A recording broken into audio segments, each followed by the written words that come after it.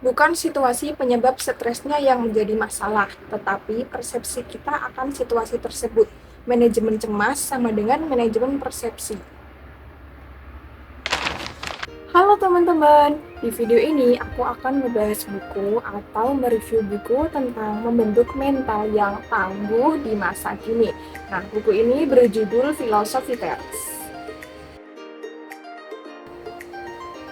Buku Filosofi Teras karya Henry Manampiring ini membahas tentang Stoicisme, sebuah aliran filsafat yang berasal dari Yunani kuno dan masih relevan hingga saat ini. Nah, buku karya Henry Manampiring ini hadir untuk memberikan jalan menuju ketenangan jiwa bagi pembacanya. Mengapa demikian? Karena buku ini memberikan pemahaman konsep-konsep filosofi hidup dengan cara yang sederhana dan mudah dipahami. Selain itu, buku ini juga dapat membantu pembaca menjalani kehidupan dengan lebih bijak dan bermakna, serta meningkatkan kesadaran diri dan hubungan dengan orang lain. Nah, ada beberapa poin penting dari buku ini atau bab-bab itu seperti survei khawatir nasional, sebuah filosofi yang realistis, hidup serelasi dengan alam, dikotomi kendali, mengendalikan interpretasi dan persepsi, memperkuat mental, dan lain-lain.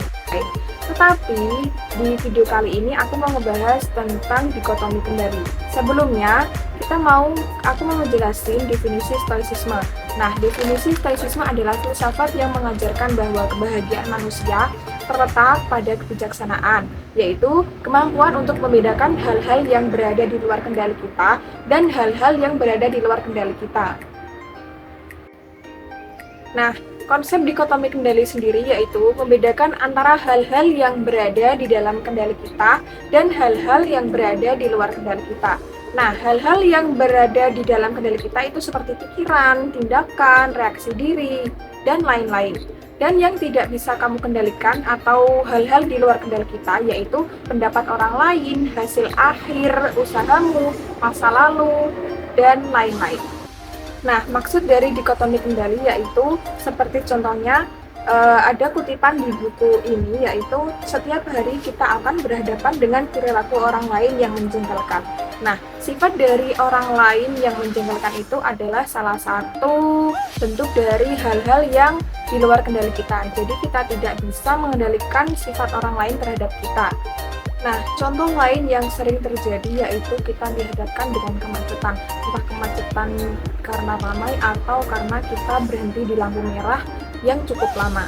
Nah, respon orang-orang sekitar pastinya biasanya akan marah-marah karena sudah capek pulang kerja, capek kuliah, capek sekolah, atau perjalanan dari jauh. Nah, kita marah-marah karena kita ingin cepat pulang dan istirahat. Tetapi, jika kita tahu bahwa kemacetan di lampu merah itu adalah suatu hal yang di luar kendali kita. Mengapa kita harus marah? Karena kita tidak bisa mengendalikan macet tersebut. Apa dengan marah-marah kita akan macetnya akan selesai dan akan cepat pulang? Tentu saja tidak. Maka dari itu kita harus bisa mengendalikan diri kita supaya tidak marah-marah. Misalnya kita bisa mengambil hal-hal positif dari kemacetan tersebut. Misalnya kita dapat melakukan hal-hal baik kayak menulis atau membaca buku atau mengambil momen-momen yang bagus seperti foto-foto di jalan, foto-foto pohon atau yang lainnya. Nah, dari penjelasan singkat dikotomi kendali dan contoh sederhana tadi, manfaat stoicisme ada beberapa yaitu mengatasi emosi negatif dan mengembangkan emosi positif. Terus mengendalikan diri dan menghindari kebiasaan buruk, menghadapi kesulitan dan penderitaan dengan lebih baik, meningkatkan kualitas hidup dengan membuat kita lebih tenang, sabar, optimis, mandiri, bertanggung jawab, dan berempati. Dengan memahami dan menerapkan stoicisme, kita diharapkan dapat meningkatkan kualitas hidup kita menjadi lebih bijak, tenang, dan bahagia.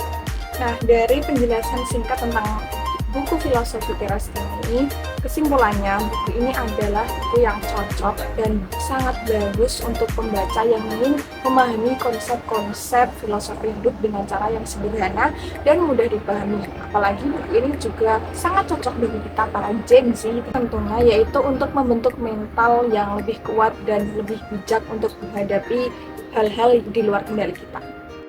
Mungkin itu aja yang dapat aku sampaikan untuk review buku ini. Semoga bermanfaat. See you.